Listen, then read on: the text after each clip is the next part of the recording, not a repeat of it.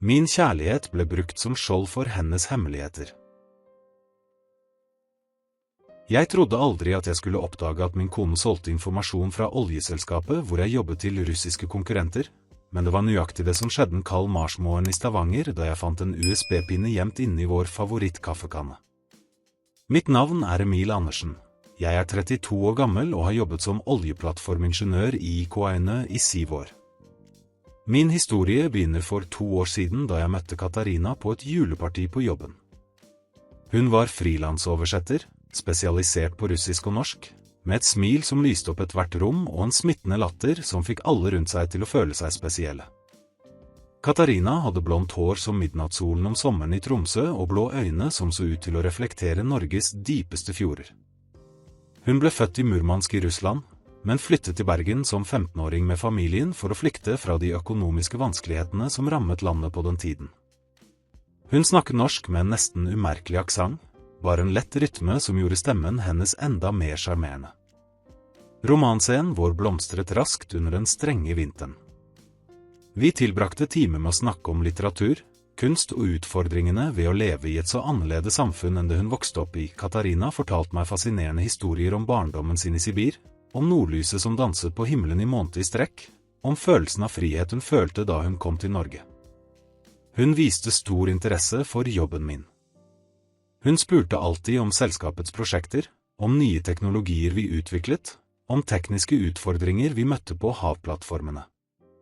Jeg syntes det var bedårende hvordan hun ble entusiastisk når jeg forklarte detaljer om oljeutvinning på dypt vann eller sikkerhetssystemene vi implementerte.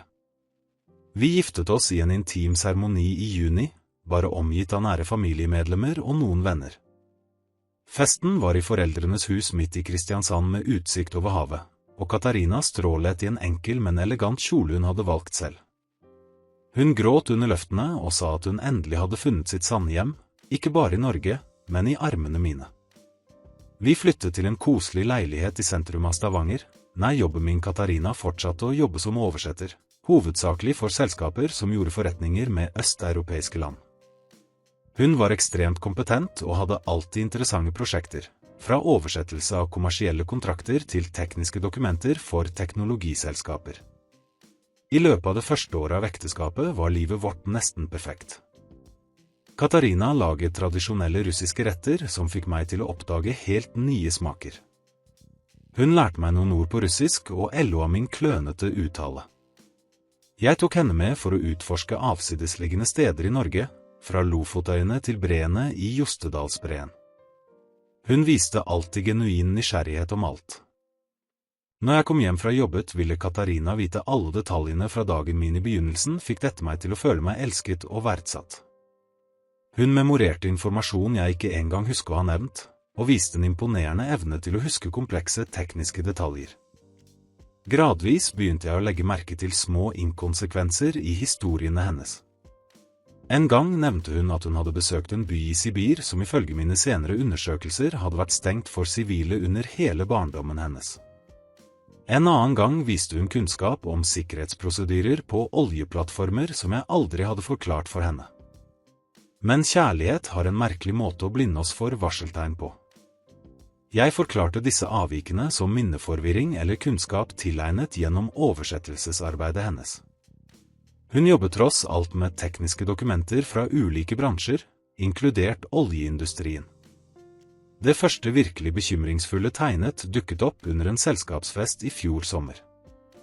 Katarina snakket med Bjørn, min direktesjef, om spesifikke detaljer fra et konfidensielt prosjekt som fortsatt var under utvikling. Når jeg spurte hvordan hun visste om denne informasjonen, sa hun at jeg hadde nevnt det under en middag, men jeg var helt sikker på at jeg aldri hadde snakket om det prosjektet hjemme. Jeg begynte å legge mer merke til samtalene våre og interessene hennes. Jeg innså at Katarina styrte samtalene våre på en subtil, men konsekvent måte mot emner relatert til jobben min. Hun stilte tilsynelatende uskyldige spørsmål om tidsplaner, om selskapets partnerskap, om teknologier vi utviklet eller anskaffet. I løpet av høsten la jeg merke til at hun fikk merkelige telefonsamtaler, alltid på russisk, og gikk unna for å svare. Når jeg spurte hvem det var, sa hun det var klienter eller familie fra Russland. Men tonen i disse samtalene bekymret meg. Det var en hast, en spenning som ikke passet med tilfeldige arbeids- eller familiesamtaler. Mistanken min vokste da jeg fant notater på russisk gjemt blant arbeidspapirene hennes. Jeg brukte Google Translate for å prøve å forstå, men setningene ga ikke mye mening utenfor kontekst. De så ut som koder eller forkortede tekniske referanser. I desember, under en arbeidsreise til Oslo, bestemte jeg meg for diskret å sjekke noen av oversettelsesprosjektene hun nevnte. Jeg oppdaget at minst 2 av selskapene hun hevdet å jobbe for ikke eksisterte. Adressene hun hadde nevnt førte til tomme kontorer eller helt andre selskaper. Da jeg konfronterte Katarina om dette ble hun nervøs, men klarte å forklare at hun hadde hatt noen misforståelser med kontrakter, og at hun noen ganger brukte provisoriske navn for klienter som foretrakk anonymitet. Forklaringen lød tvungen, men jeg ville tro på henne. Kjærlighet får oss til å akseptere forklaringer som fornuften vår ville avvist umiddelbart. Situasjonen ble uholdbar i februar. En natt våknet jeg, oppdaget at Katarina ikke var i sengen. Jeg fant henne på kontoret og tastet rasende på laptopen sin. Skjermen var posisjonert slik at jeg ikke kunne se innholdet, men hun lukket alt raskt da hun ble oppmerksom på tilstedeværelsen min. Hun sa at hun fullførte et hasteprosjekt, men uttrykket hennes var anspent og unnvikende. Det var da jeg begynte diskret å overvåke nettaktivitetene hennes. Jeg installerte overvåkningsprogramvare på Wi-Fi-ruten vår og oppdaget at hun besøkte nettsteder og tjenester som ikke ga mening for en frilansoversetter. Det var tilkoblinger til russiske servere, krypterte kommunikasjoner og filoverføringer til merkelige tider. Den avgjørende oppdagelsen skjedde en marsmorgen da Katarina gikk ut tidlig til et angivelig kundemøte. Hun glemte telefonen sin hjemme, noe som aldri skjedde. Telefonen begynte å motta meldinger på russisk, og nysgjerrigheten min overvant enhver respekt for privatlivet hennes. Meldingene var tidlig operasjonelle instruksjoner. Noen som het Dmitri koordinerte leveransen av spesielle dokumenter og nevnte betydelige betalinger. En spesifikk melding refererte direkte til informasjon om Prosjekt Nordkapp, nøyaktig kodenavnet på en ny boreteknologiselskapet mitt utviklet i største hemmelighet. Hjertet mitt stoppet nesten da jeg leste disse meldingene. Alt begynte å gi mening på en skremmende måte. De konstante spørsmålene om jobben min, den overdrevne interessen for tekniske detaljer, de mystiske telefonsamtalene, de ikke-eksisterende selskapene. Katarina var ikke bare min kone. Hun var en industrispion, muligens knyttet til russiske interesser. Den skjebnesvangre marsmorgen da jeg fant USB-pinnen i kaffekanna, kollapset verden min fullstendig. Enheten inneholdt hundrevis av konfidensielle Equinor-dokumenter, inkludert tekniske rapporter, prosjekttidsplaner, informasjon om strategiske partnerskap og til og med data om oljereserver som ikke var offentliggjort. Enda mer ødeleggende var kommunikasjonsloggen mellom Katarina og kontaktene hennes. Det var en detaljert oversikt over 2 års systematisk spionasje. Hun hadde infiltrert selskapet vårt gjennom meg og brukte forholdet vårt som perfekt dekning for sine ulovlige aktiviteter. Jeg leste meldinger hvor hun beskrev vårt intime liv på en klinisk og strategisk måte. For manipulatorene hennes var jeg bare målet, en verdifull informasjonskilde som måtte holdes fornøyd og uvitende. Bryllupsreisen vår, våre romantiske netter, våre intime samtaler om drømmer og fremtid, alt dette ble registrert og analysert som en del av en etterretningsoperasjon. En spesielt grusom melding beskrev hvordan hun hadde låtsast og gråte under ekteskapsløftene våre. Målet er helt følelsesmessig kompromittert, skrev hun. Operasjonen kan fortsette med maksimal sikkerhet. Han stoler på meg fullstendig og deler sensitiv informasjon uten noen mistanke. Jeg oppdaget at Katarina ikke engang var hennes ekte navn. Hun het Jekaterina Volkov og var en operativ trent av SVR, den russiske utenrikstjenesten. Historien hennes om å flykte fra Russland på grunn av økonomiske vanskeligheter var helt oppdiktet. Hun hadde blitt sendt spesifikt til Norge med oppdraget å infiltrere oljeindustrien.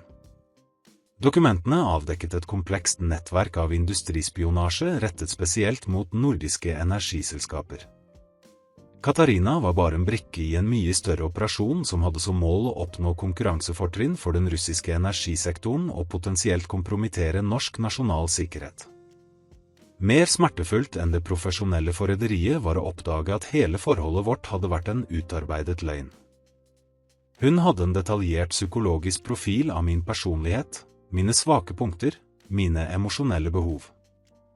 Hver kjærlig gest, hvert kjærlighetsord, hvert intimt øyeblikk hadde blitt kalkulert for å maksimere min sårbarhet og vilje til å dele informasjon. Det var til og med opptak av våre private samtaler. Hun brukte en liten enhet for å registrere diskusjonene våre om arbeid, transkriberte deretter alt og sendte det til sine overordnede.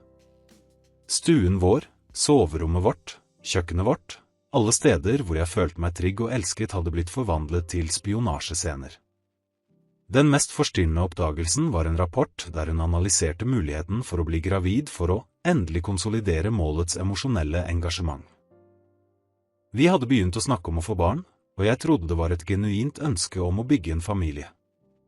I virkeligheten var det bare et annet manipulasjonsverktøy.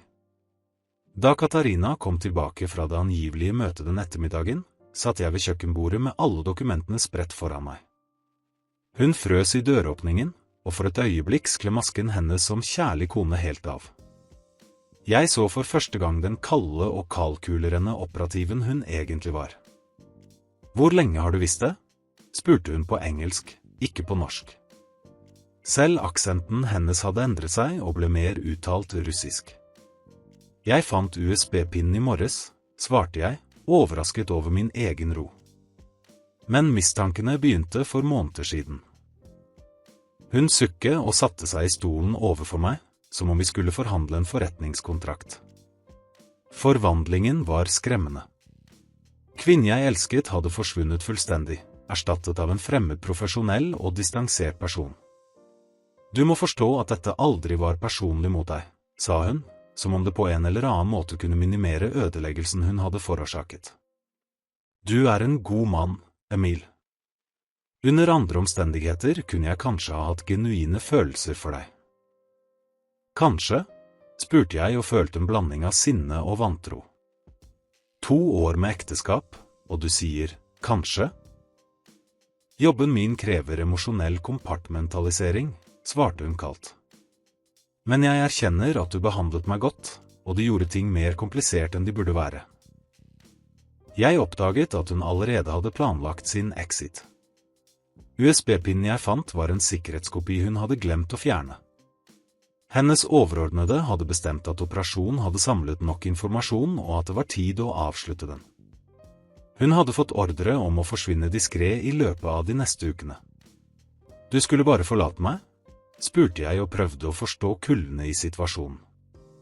Jeg skulle simulere en ulykke eller en familiær nødsituasjon i Russland, forklarte hun med samme naturlighet som vi ville diskutert ferieplaner.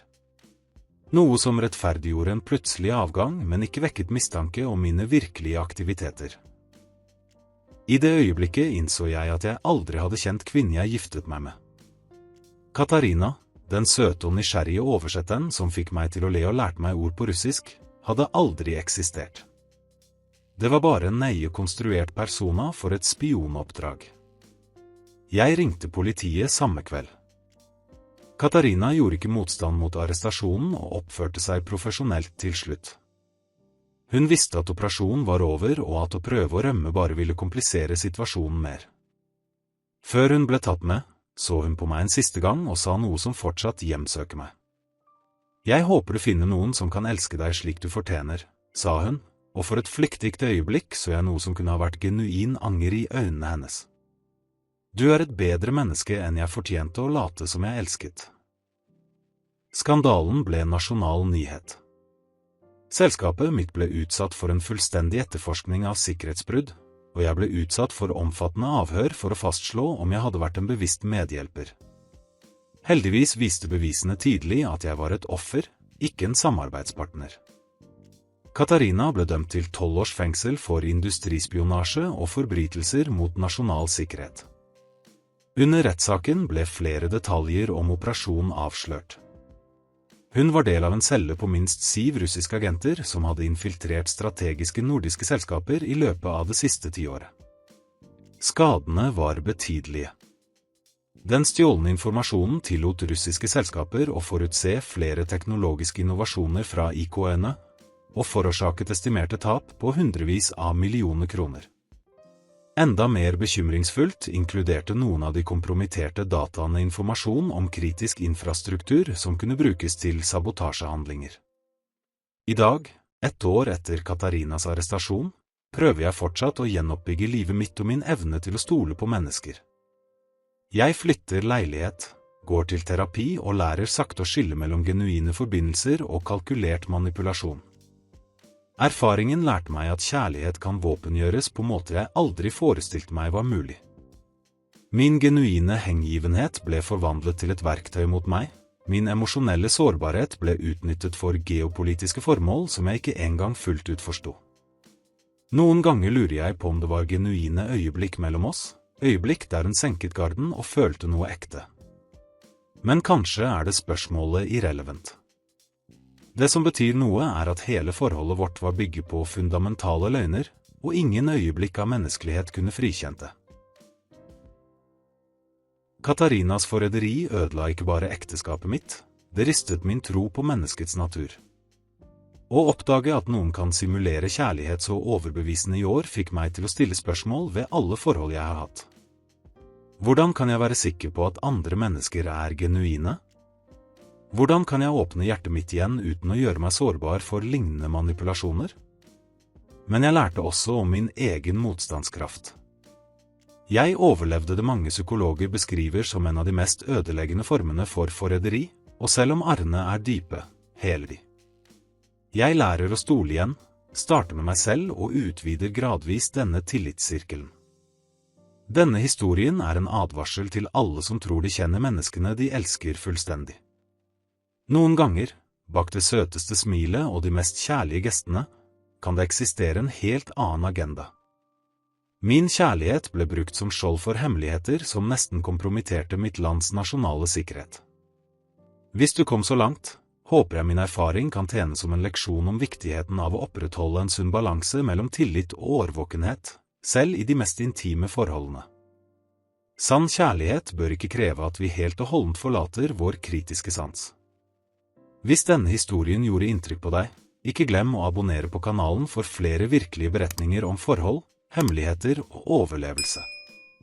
Ditt abonnement hjelper andre mennesker å finne disse viktige historiene.